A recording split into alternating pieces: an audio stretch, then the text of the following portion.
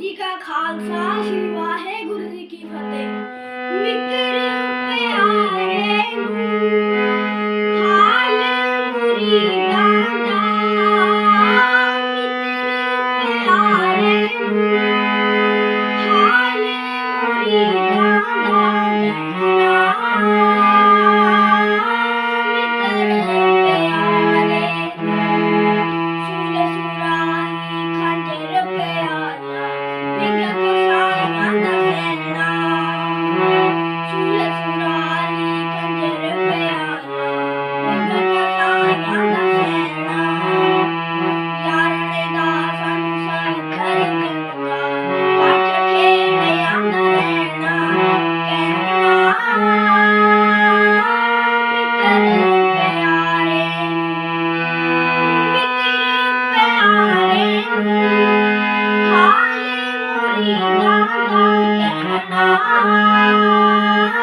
मित्र